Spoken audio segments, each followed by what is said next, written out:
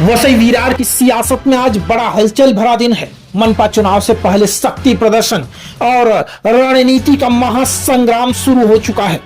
महाराष्ट्र के उप मुख्यमंत्री एकनाथ शिंदे आज विरार पहुंचे, जहां पार्टी पदाधिकारियों के साथ एक अहम रणनीतिक बैठक की गई। आपको बता दें कि राज्य निर्वाचन आयोग द्वारा 29 महानगर पालिकाओं के चुनाव कार्यक्रम की घोषणा के बाद प्रदेश की राजनीति में सरगर्मियां तेज हो गई हैं। शनिवार को विरार स्थित विवांता होटल में उप मुख्यमंत्री एकनाथ शिंदे की मौजूदगी में शिवसेना शिंदे गुट की मार्गदर्शन बैठक आयोजित की गई। यह बैठक आगामी वसई विरार महानगर पालिका चुनाव को लेकर बुलाई गई थी, जिसे पार्टी के लिए बेहद अहम माना जा रहा है।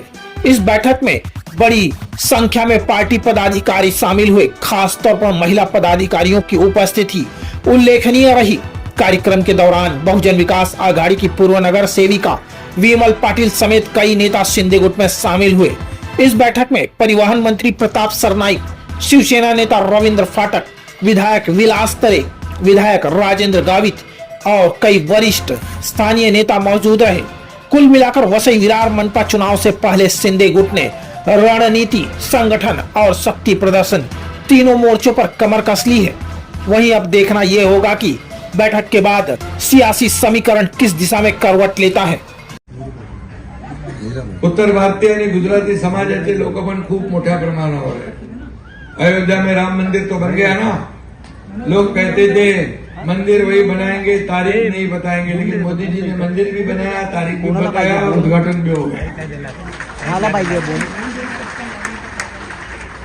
आणि म्हणून गुजराती समाज, व्यापारी समाज, हे सगळे समाज एकत्र आहे। सर्व समाजाला घेऊन आपण पुढे जातोय। सर्व समाजाला घेऊन खरं विकासाचा अजेंडा आपला आहे। विकास हाच आपल्याला महत्वाचा आहे। सर्वसामान्य लोकांच्या आयुष्यामध्ये बदलाव करण्याचं काम आपल्याला करायचं आहे। मी आपल्याला नेहमी सांगतो की मला काय मिळालं यापेक्षा सर्वसामान्य लोकांना काय मिळालं हे पाहणारे आपण लोक आहोत। 2.5 वर्षाच्या मुख्यमंत्री पदाच्या कारकिर्दीमध्ये तुमच्या एकनाथ शिंदेने एवढे निर्णय घेतले, आपल्या टीमने एवढे निर्णय घेतले, एकीकडे विकासाला चालना दिली, एकीकडे कल्याणकारी योजना केल्या आणि ही सांगड घालण्याचं काम जे केलेलं आहे। आणि त्यामुळे झालेल्या विधानसभेच्या निवडणुकांमध्ये आपल्याला 232 जागा महायुतीच्या निवडून आलेल्या आहेत। हा इतिहास आहे, हा महाराष्ट्रातला इतिहास आहे। यात हा इतिहास पुन्हा महापालिकेच्या निवडणुकांमध्ये आपल्याला पुन्हा गिरवायचा आहे। हा इतिहासाची पुनरावृत्ती करायची आहे आणि खऱ्या अर्थाने शासनामध्ये जे जे काही या भागामध्ये आवश्यक आहे हे आवश्यक सगळं आपल्याला या ठिकाणी करायचं आहे। आणि म्हणून मी आपल्याला एकच सांगतो, गाफील राहू नका, काम करा। संघटन या ठिकाणी सर्व शिवसेनेचे पदाधिकारी जे आहेत यांना आता ही संधी आहे, सर्व संधी आहे। यामध्ये शिवसेना, भाजप, महायुती किती समोरचे लोक एकत्र आले तरी सुद्धा आपल्याला कामाचा अजेंडा घेऊन पुढे जायचं आहे। ते फक्त सत्तेसाठी एकत्र येतील, खुर्चीसाठी एकत्र येतील, परंतु आपण विकासासाठी एकत्र येणार आहोत। आपला विकास हाच अजेंडा आहे।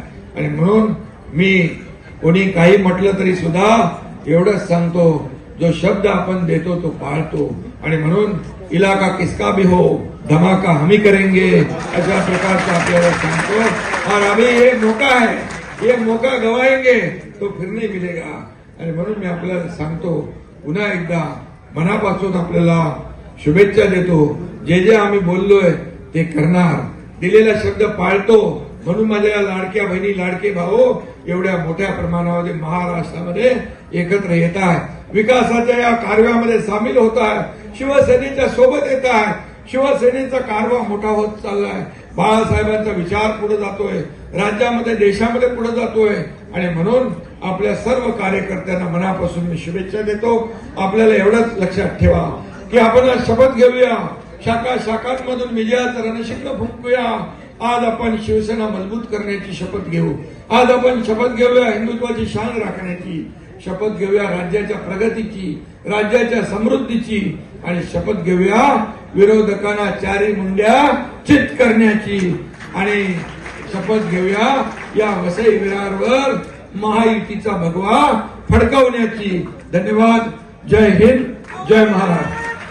विरार से क्राइम रिपोर्टर्स टीवी न्यूज की एक रिपोर्ट।